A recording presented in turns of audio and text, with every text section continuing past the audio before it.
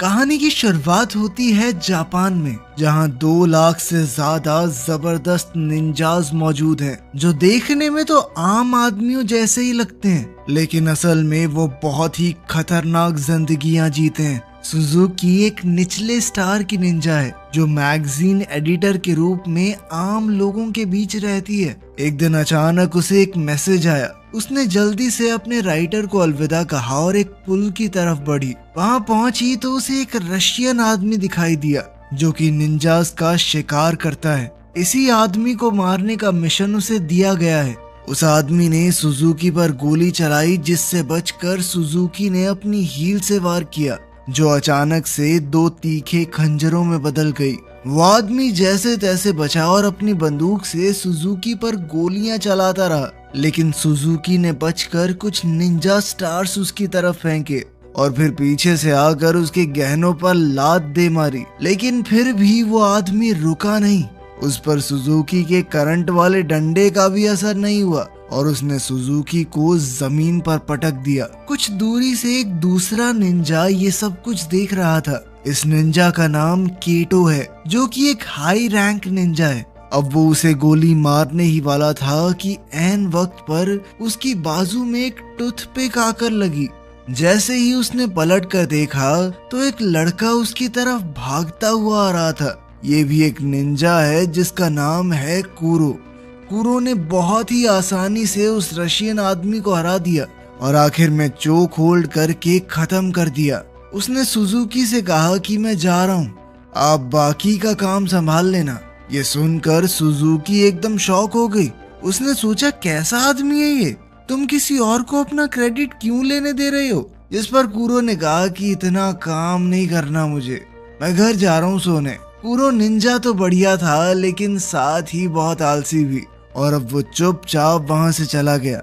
वो इस वक्त एक पुराने सस्ते घर में रहता है। घर पे अकेले बोर होते हुए वो फूंक मार मार के टूथपिक का तीर बनाने की प्रैक्टिस करता रहता है। तभी अचानक कोई उसके कमरे में बिना आवाज किए घुस गया। ये उसका सीनियर केटो है, जो यहाँ पर उसे एक मिशन देने आया है। वर्ल्ड वॉर 2 के बाद कुछ बुरे निंजाज ने मिलकर एक खतरनाक ग्रुप बनाया था, जिसका नाम है अंडरग्राउंड निंजास। खुफिया जानकारी के हिसाब से उन्होंने जोटेन हाई स्कूल में घुसकर वहां पर कब्जा कर लिया है। ये स्कूल बना भी एक खास जगह पर है, जहाँ पहले टूटा फूटा नेतानो मिलिट्री स्कूल हुआ करता था, जहाँ अभी भी लड़ाई के वक्त के कुछ राज छुपे हुए हैं। कुरो का मिशन है कि उसे अंडर कवर जाकर उनके प्लान का पता लगाना है। उसके मिशन में मदद करने के लिए केटो ने उसे एक खास सूट दिया। इस सूट की मदद से वो गायब हो सकता था, लेकिन सिर्फ ऊपर ऊपर से। जब कुरो इस सूट के साथ टाइम पास कर रहा था, तभी टॉयलेट से कुरो की एक दोस्त की आवाज आई, जो कि टॉयलेट पेपर मांग रही थी। वो सीट से बहुत दूर रखा हुआ था। उसने कुरो से कहा कि अगर मेरी तरफ देखा ना तो बहुत मारूंगी, समझा? उसकी बात मानते हुए कुरो दीवार पर चढ़कर लड़की के ऊपर से उसे ना देखते हुए टॉयलेट पेपर तक पहुंच गया, लेकिन आखिर में टॉयलेट पेपर पकड़ाने के लिए लड़की की तरफ मुड़ गया, जिसके लिए उसके मुंह पर चप्पल लगी। अगली सुबह कुरो जोटेन हाई स्कूल पहुंचा। जब उसे पता चला कि उसे एंट्रेंस एग्जाम देना पड़ेगा तो वो बहुत ज्यादा परेशान हो गया। उसने एक बार के लिए तो सोचा कि क्या ही करना है, मिशन पूरा करके छोड़ ही देता हूँ, लेकिन फिर उसे केटो का डर सताने लगा। अब वो सोचने लगा कि आखिर एंट्रेंस एग्जाम कैसे पार करूं। अपने थकान भरे लेकिन खूबसूरत चेहरे के साथ कुरो ने जल्द ही नोगुची का ध्यान खींच लिया, जो कि एक स्टूडेंट है और दोबारा से एग्जाम दे रही है। क्लास में घुसने के बाद कुरो ने नीचे देखते हुए क्लास का एक चक्कर लगाया और फिर नोगुची के पास जाकर बैठ गया। उसे यकीन था कि ऑर्गेनाइजेशन के लोगों ने कुरो के पास होने की तैयारी पहले से कर रखी होगी। उन्होंने फर्श पर रंग बिरंगे चावल के दाने से आंसर की बनाई हुई थी। जैसे ही कुरो ने आंसर लिखने शुरू किए, नोगुची जोर से चिल्ला पड़ी। उसे लगा कि फर्श पर पड़े वो चावल के दाने किसी तरह के कीड़े हैं। टीचर ने कहा कि अगर तुम्हें दिक्कत है तो इन्हें साफ कर दो, लेकिन कुरो ने सोचा कि भाई कुछ तो करना पड़ेगा। उसने अपनी इरेजर नीचे फेंकी और उसे उठाते हुए बड़ी सफाई से एक पेपर बॉल स्ट्रॉ में भर के नोगुची को मारी, जिसके बाद वो चिल्लाने लगी कि अभी किसी ने मुझे छुआ। वो तो सर को ही ठरकी बुड्ढा कह के बुलाने लगी। लेकिन मास्टर जी ने कहा, बेटा देख इतने लंबे हाथ तो नहीं है मेरे। उनकी बहस के बीच कुरो ने जल्दी से एक के बाद एक पेपर भरने शुरू कर दिए।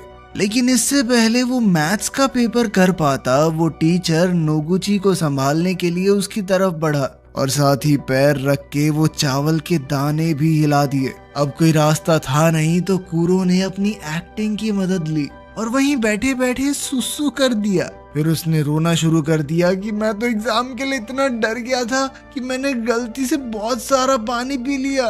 जिसके बाद टीचर ने उसे चुप करवाया और कहा कि एग्जाम सिर्फ नाम के लिए है, अगर तुम खाली शीट भी छोड़ दोगे तब भी तुम्हें पास कर देंगे, ठीक है।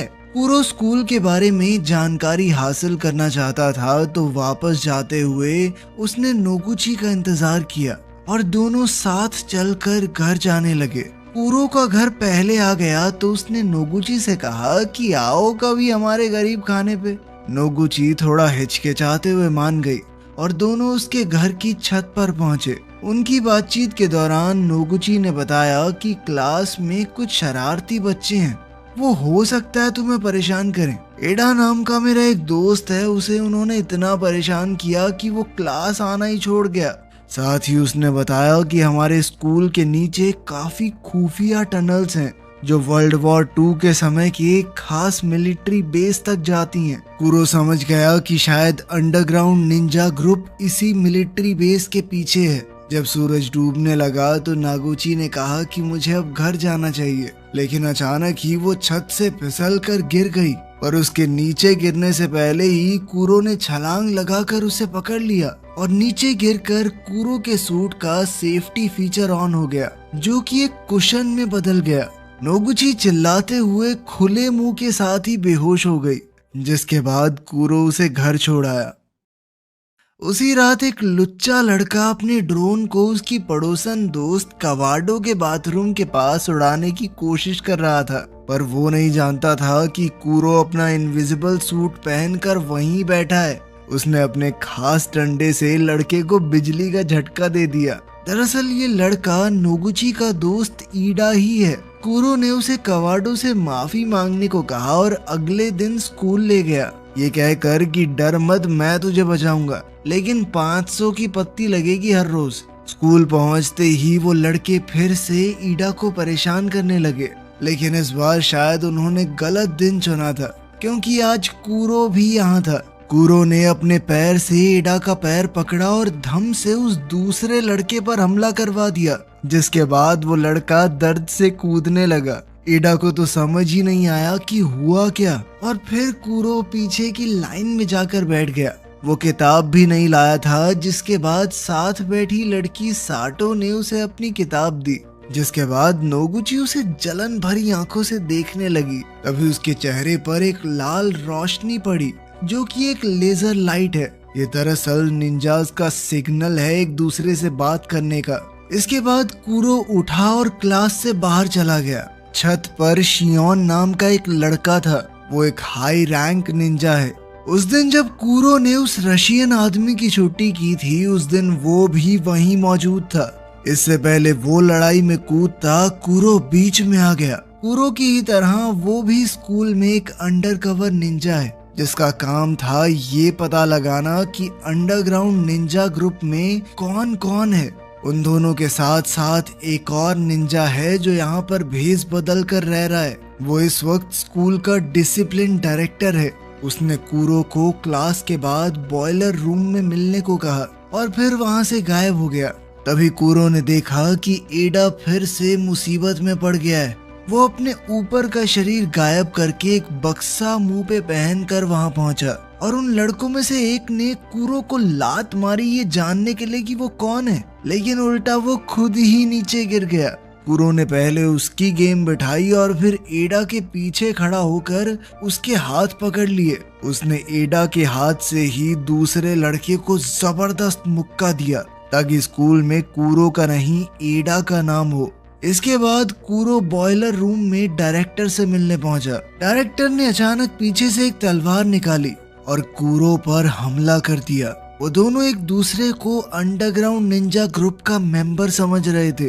कूरो ने डायरेक्टर के हर एक वार का जबरदस्त जवाब दिया। जब उसे पता चला कि डायरेक्टर अंडरग्राउंड निंजा ग्रुप से नहीं जुड़ा हुआ तो उसने कहा कि पीछे हट जाइए, हमारी सैटेलाइट ने आपके ऊपर निशाना साध रखा है, अगर मैं चाहूँ तो 1 सेकंड में खत्म कर सकता हूँ आपको। लेकिन डायरेक्टर को लगा कि कूरो बकवास कर रहा है, उस जैसे लो क्लास निंजा के पास सैटेलाइट का एक्सेस हो ही नहीं सकता। लेकिन तभी आसमान से सैटेलाइट ने लेजर से हमला किया और डायरेक्टर की तलवार बीच से काट दी। डायरेक्टर समझ गया कि इससे पंगा नहीं लेना, जिसके बाद कूरो वहां से चला गया। बाहर निकलते ही उसने देखा कि उसकी क्लास की सबसे फेमस लड़की मित्सुकी उसका इंतजार कर रही थी। वो कूरो को देखकर कुछ अजीब से तरीके से मुस्कुराई और बिना कुछ कहे वहां से चली गई। पास ही के एक स्टोर में कस्टमर के बाहर निकलने के बाद स्टोर का सेंसर वाला दरवाजा खुद ब खुद खुला और फिर बंद हो गया, जैसे कोई अदृश्य चीज अंदर गई हो। और कुछ ही देर में स्टोर का सामान गिरने लगा। स्टोर में मौजूद उस औरत ने लड़ने की कोशिश की, वो भी एक निंजा थी, लेकिन इस इनविजिबल आदमी ने उसे खत्म कर दिया। सुजुकी को एक मैसेज आया कि किसी ने उसकी मेंटोर जो कि एक निंजा थी उसका खून कर दिया है, और तभी सुजुकी पर भी वार हुआ। सुजुकी समझ गई कि ये जरूर कोई अंडरग्राउंड निंजा ग्रुप का आदमी है, क्योंकि उनके पास ही ऐसा सूट है जो एक इंसान को पूरी तरह गायब कर सकता है, जबकि उनका सूट आदमी को आधा ही गायब करता है। वहीं जब साटो स्कूल से घर जा रही थी तो उस आदमी ने उसे पकड़ लिया। सुजुकी ने चेतावनी दी कि वो किसी आम आदमी को नुकसान ना पहुंचाए। इस पर उस आदमी ने सुजुकी से कहा कि तुम्हारी मौत यहाँ नहीं लिखी, कोडान हाई स्कूल में लिखी है।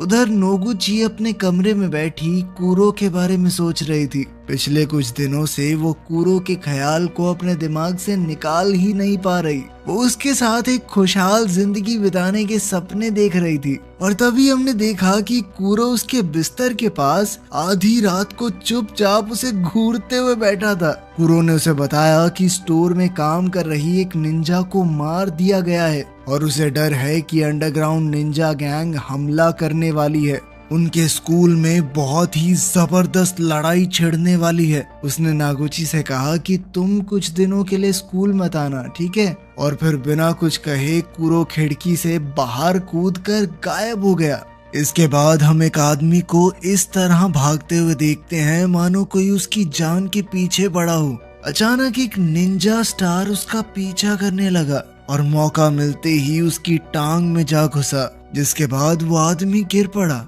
इस आदमी का नाम सारुटा है, जो पहले कूरो की टीम यानी NIN का ही एक निंजा था, लेकिन अब उसने वो ग्रुप छोड़ दिया था। इसके बाद उसका पीछा कर रहे उस इनविजिबल आदमी ने कहा कि क्या वो अंडरग्राउंड निंजास के साथ जुड़ना चाहेगा। सारुटा इसके लिए 1 सेकंड में मान गया और कहने लगा कि लोगों को मारने में तो मुझे बहुत मजा आता है, बताओ कौन है टारगेट। पता चलता है कि जो इनविजिबल निंजा सभी निंजास को मार रहा था वो कोई और नहीं बल्कि सारुटा ही है। अगली सुबह जब एक स्टूडेंट स्कूल जा रहा था तो सारुटा ने एक ही झटके में उसकी मुंडी उड़ा दी और बॉडी को अपने साथ ले गया। उधर कूरो के मना करने के बावजूद भी नोगुची उसे ढूंढते हुए स्कूल पहुंची। तभी स्कूल के डायरेक्टर ने उसे देख लिया। नोगुची ने हड़बड़ाकर सब कुछ बता दिया कि कूरो ने उसे बताया था कि स्कूल तबाह होने वाला है। डायरेक्टर समझ गया कि लड़ाई छिड़ने ही वाली है। उसने नोगुची को एक अंगूठी दी और कहा कि ये कूरो को दे देना, उसे ढूंढने की कोशिश करो, ये बहुत जरूरी है। कुछ देर बाद सारुटा उस स्टूडेंट की बॉडी के साथ क्लास में पहुंचा। अभी भी उसे कोई देख नहीं पा रहा था और अचानक से वो बिना सर का शरीर सबके बीच में आकर गिरा। क्लास में हड़कंप मच गया और सारुटा एक के बाद एक स्टूडेंट्स को खत्म करने लगा। कुछ स्टूडेंट्स कमरे से निकलने में कामयाब हो गए, लेकिन सारुटा अब भी उनके पीछे था। जल्द ही सुजुकी और शियोन को खबर मिली कि अंडरग्राउंड निंजास का एक आदमी स्कूल में आतंक मचा रहा है। सुजुकी ने अपनी आंखों के सामने ये खून खराबा देखा। उसने अपनी छड़ी निकाली और हत्यारे ने अपना गायब होने वाला सूट उतारा और तो और मास्क भी हटा दिया। सारुटा ने कहा कि पहचाना मुझे? स्कूल में जब हम पढ़ते थे मैं बहुत ज्यादा चाहता था तुम्हें, लेकिन तुमने मेरे प्यार का मजाक बनाया और भाग गई। गुस्से और नफरत से भरे हुए सारुटा ने खुद को बिल्कुल नहीं रोका। वो दोनों खतरनाक तरीके से लड़े, एक से बढ़कर एक। सुजुकी बहुत तेज थी, इसीलिए वो जल्दी ही जीत के करीब आ गई, लेकिन उसने एक चीज पर ध्यान नहीं दिया कि सारुटा का सूट बिजली के वार को सोख सकता था। इसीलिए सुजुकी की उस छड़ी का कोई असर ही नहीं हुआ। और अब जब सुजुकी हारने लगी तभी एक आदमी कांच से कूदकर अंदर आ गया। ये वही हाई रैंक निंजा केटो है। उसके सामने सारुटा का टिक पाना लगभग नामुमकिन था। ये बात वो अच्छे से जानता था, इसीलिए उसने अपना मास्क पहना और चुपचाप गायब हो गया। लेकिन केटो को इस बात से कोई दिक्कत नहीं थी। उसने बिजली की रफ्तार से अपनी बाजू में एक चीरा मारा और सारुटा की तरफ अपना खून फेंक दिया ताकि उसके सूट पर निशान लग जाए और उसका गायब शरीर फिर से दिखने लगे। केटो ने सारुटा पर अपनी तलवार से हमला किया, लेकिन सारुटा के एडवांस सूट ने गुब्बारे की तरह फूल कर उसे बचा लिया और सारुटा मौका देखकर वहां से भाग निकला। वहीं नागोची अभी भी कूरो को ढूंढ रही थी। तभी वो घबराए हुए ईडा से टकरा गई। ईडा ने उसे बताया कि मैं, कूरो और एक तीसरा लड़का उन टनल्स वाले एरिया में गए थे। वहां पर अफवाह है कि एक रास्ता अंडरग्राउंड बंकर तक जाता है। मेरी और उस दूसरे लड़के की हिम्मत नहीं हुई अंदर जाने की, लेकिन अब मुझे कूरो के लिए डर लग रहा है।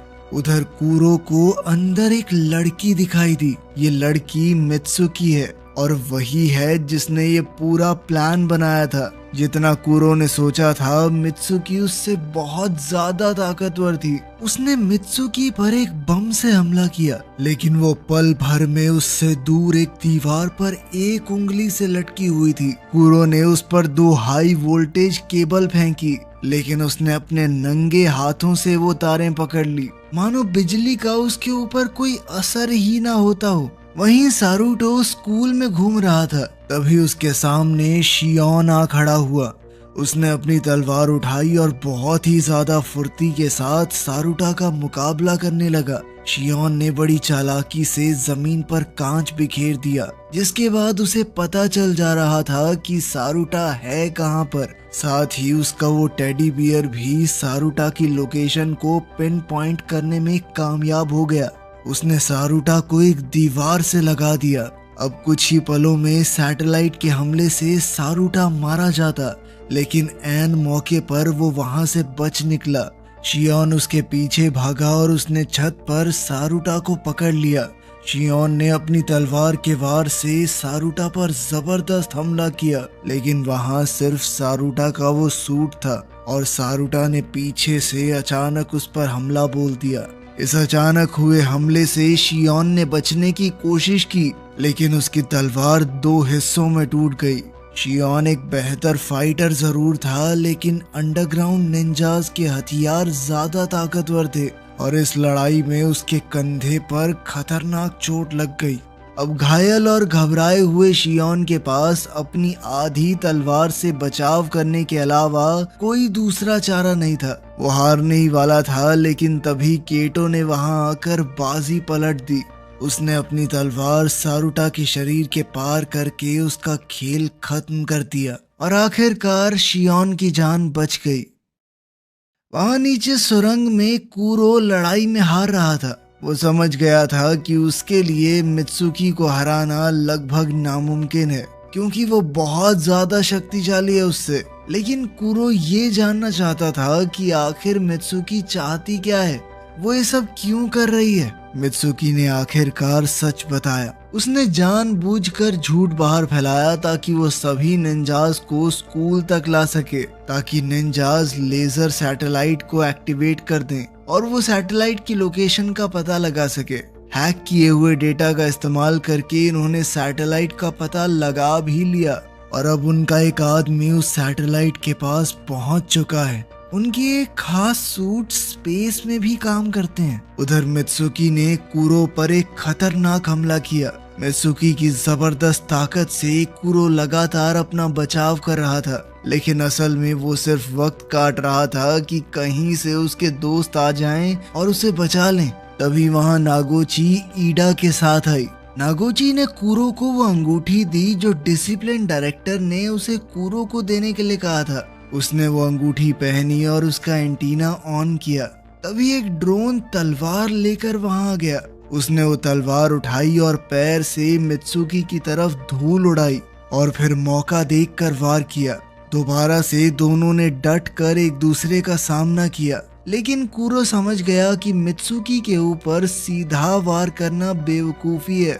उसे चकमा देकर अचानक हमला करना होगा। उसका गायब कर देने वाला सूट भी किसी काम का नहीं था, क्योंकि वो सिर्फ उसके ऊपर के शरीर को गायब करता था। सूट एक्टिवेट करने के बावजूद भी मित्सुकी उसे देख तो सकती थी। कुरो ने अपने दिमाग में कई बार सोचा कि अगर मैं ऐसे लड़ूं तो क्या होगा, लेकिन हर बार वो मारा जाता। आखिरकार उसे समझ आ गया कि वो इस तरह तो नहीं जीत पाएगा। उसके पास एक ही तरीका था मित्सुकी को हराने का। उसने जबरदस्त टेक्निक से सीधा हमला शुरू किया और वो अपनी जान की परवाह ना करते हुए आगे बढ़ गया, जिसके बाद उसकी तलवार मित्सुकी के आर पार हो गई और मित्सुकी की तलवार कुरो के। उसने मित्सुकी को धक्का देकर तलवार खींच ली। मित्सुकी वहीं ढेर हो गई। कुरो पहले ही अपनी पूरी हद तक पहुंच चुका था। वो लड़खड़ाता हुआ घायल होकर नीचे गिर पड़ा। नागोची ने जल्दी ही उसे उठाया और दोनों वहां से निकल गए। अंडरग्राउंड निंजा ग्रुप का एक आदमी सैटेलाइट के अंदर पहुंच गया था और उसने सिस्टम में वायरस अपलोड कर दिया, जिसके बाद पूरा लेजर सिस्टम उनके कंट्रोल में आ गया। और जैसे ही उसने डायल घुमाया, पावर लेवल मैक्सिमम हो गया। उस लेजर का टारगेट स्कूल में था, इसीलिए अब तो साइज बड़ा करने के बाद पूरा स्कूल लेजर से उड़ गया। धमाके के इस झटके से अंडरग्राउंड बंकर में कंपन हुई। बंकर टूटने लग गया और एग्जिट भी बहुत दूर है। नागोची और कुरो बाहर निकलने की कोशिश कर रहे थे, लेकिन कुरो बुरी तरह से घायल था। कुरो को लगा कि वो जिंदा तो नहीं बच पाएंगे, इसीलिए उसने अपना गायब होने वाला सूट उतारा और नागोची पर ढक दिया। अब सारा मलबा टूटकर इन दोनों के ऊपर ही गिर रहा था। कुछ देर बाद नागोची वहां से बाहर निकली, क्योंकि उस खास सूट ने उसकी जान बचा ली थी और कुरो ने दुनिया को बचाने के लिए अपनी जान का बलिदान दे दिया। लेकिन फिल्म के आखिर में हम कुरो के जुड़वा भाई जूरो को देखते हैं, जो न जाने क्यों नोगुची से मिलने आया था। वीडियो पसंद आई तो लाइक कर देना, चैनल को सब्सक्राइब कर देना। मिलते हैं अगली वीडियो में।